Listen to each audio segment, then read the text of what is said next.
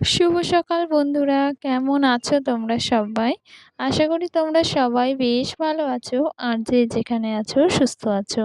আমার চ্যানেলে নতুন আরো একটা ভিডিওতে তোমাদের সকলকে জানাচ্ছি অনেক অনেক স্বাগত আর ভালোবাসা। আজকের দিনটা হচ্ছে শুক্রবার। ঘড়ির কাঁটাতে এখন সময় হয়েছে প্রায় সকাল ওই ৮টা মতো।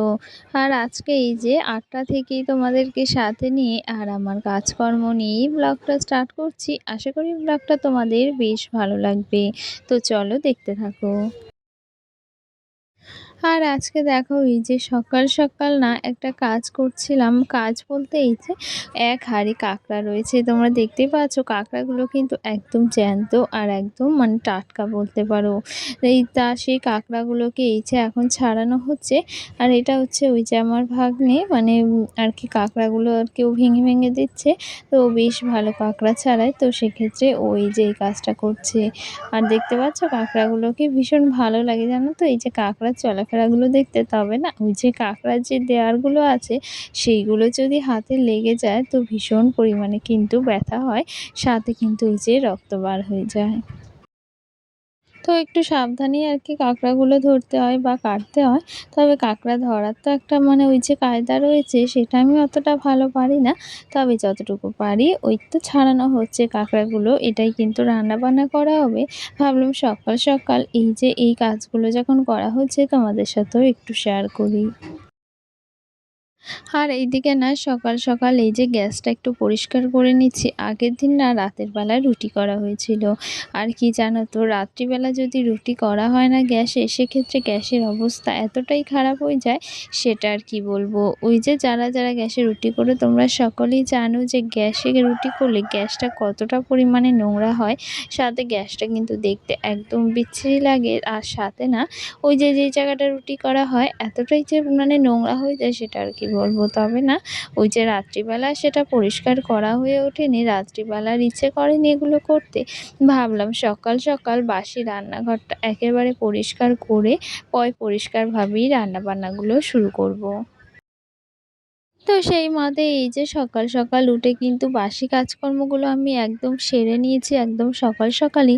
সেটা না তোমাদের সাথে সেভাবে শেয়ার করা হচ্ছে না জানো তো। ওই যে বাড়িতে লোকজন আসলে মানে বাড়িতে যেহেতু আমার মেজো ননদ এসেছে তো মানে রয়েছে, সেক্ষেত্রে না সকালবেলায় ওই যে কাজকর্মগুলো সেরে নিই। তখন আর ক্যামেরা অন করা হয় না, তোমাদের সাথে ভিডিও করাও হয় না।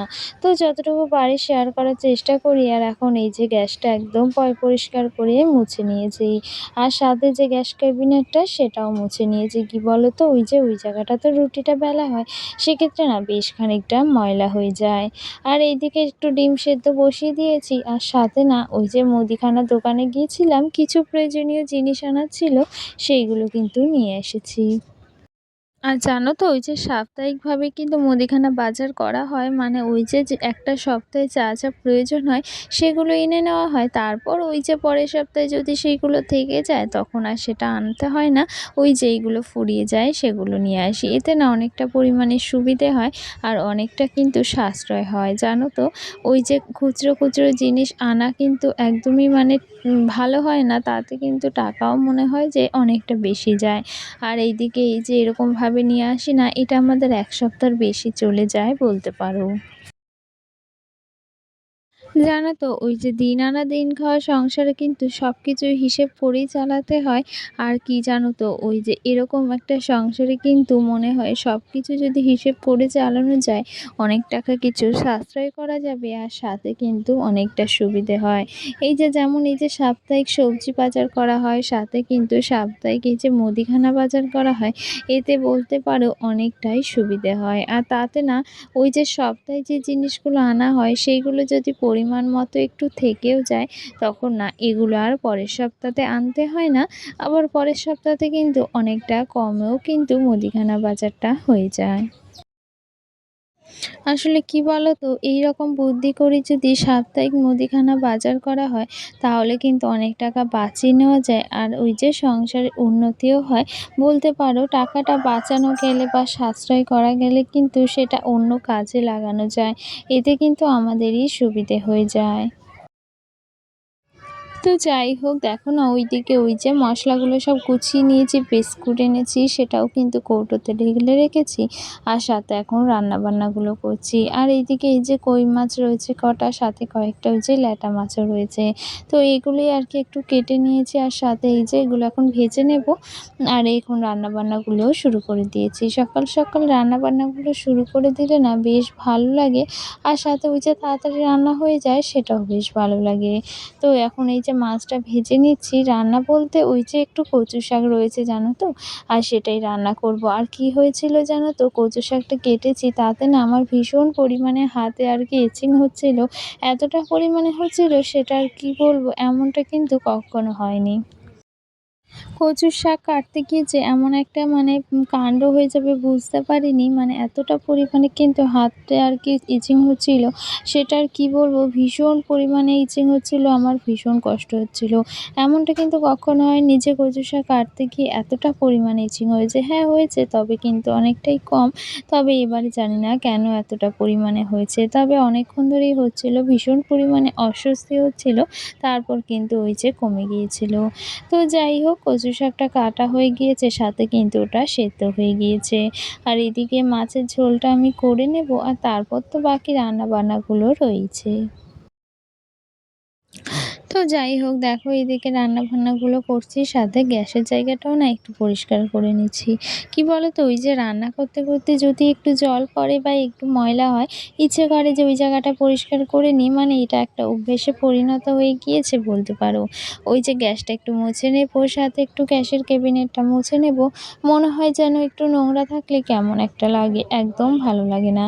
তো সেক্ষেত্রে রান্না করতে করতেই মনে হয় এই জায়গাটা একটু মুছে নিই, ওই জায়গাটা একটু পরিষ্কার করে নিই, এটাই বলতে পারো। ওই যে কি বলো তো, নিজের শখের রান্নাঘর তো ইচ্ছে করে সবসময় একটু পরিপাটি গুছিয়ে রাখি, বা বলতে পারো সাজিয়ে গুছিয়ে একদম মনের মতো করে রাখি।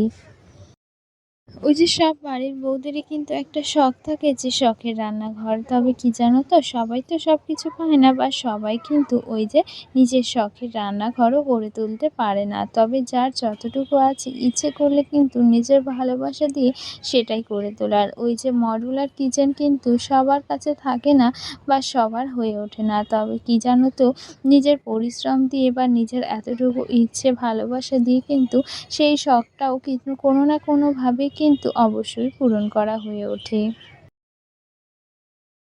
কি বলতো, আমার হয়তো ওই যে মডুলার কিচেন নেই ঠিকই, তবে কি বলতো, আমার এই যে ইচ্ছে বা ভালোবাসা দিয়ে বা একটু পরিশ্রম দিয়েও কিন্তু আমার এই রান্নাঘরটা অনেকটাই সেরকম করে তুলতে পেরেছি, বা চেষ্টা আছে আরও কিছু করব, বা আরও অনেক কিছু দিয়ে নিজের রান্নাঘরটাকে নিজের মনের মতো করে তুলব।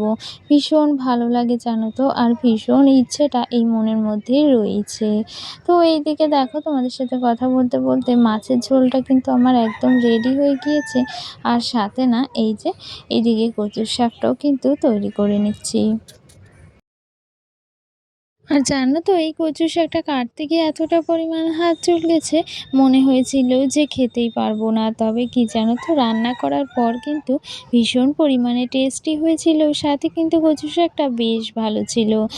যে পরিমাণে হাত চুলকেছিল সে পরিমাণ কিছুই কিন্তু গলা লাগেনি, বলতে পারো বেশ ভালো ছিল। আর সাথে একটু চিংড়ি, কাঁকড়া এই সমস্ত কিছু দিয়ে কিন্তু কচু শাকটা আর কি ভাজা করেছি। খেতেও বেশ ভালো হয়েছিল, আর দেখতে দেখো কতটা ভালো লাগছে। আর এইদিকে না দিদি বলছে যে আমি রান্না করছি, তুই সর। তো সেক্ষেত্রে এই যে দিদি একটু রান্না করছে, আর সাথে কচু শাকটা কিন্তু আমাদের রেডি হয়ে গিয়েছে। আর এদিকে না কাঁকড়া দিয়ে একটু টক রান্না করছে, তো সেটা কিন্তু দিদি রান্না করছে। দিদি বললো এই যে কাঁকড়ার টকটা আমি করে খাওয়াবো। তো সেক্ষেত্রে দিদি এই যে রান্নাবান্নাগুলো করছে। আসলে কি বলতো, সবসময় তো আমি নিজে রান্না করে খাই। ওই যে কেউ বাড়িতে আসলে সে যদি একদিন আধদিন রান্না করে খাওয়ায় না, বেশ ভালো লাগে তাদের হাতে রান্না খেতে। তো দিদি বাড়িতে আসলে কিন্তু অবশ্যই রান্না করে খাওয়ায় মাঝের মধ্যে। তবে এই যে আজকে এই কাঁকড়ার টকটা রান্না করে খাওয়াচ্ছে, এটা কিন্তু খেতে বেশ ভালো হয়েছিল। তো চলো, আজকের ভিডিওটা এখানে শেষ করছি। সকলে ভালো থেকো, সকলকে টাটা।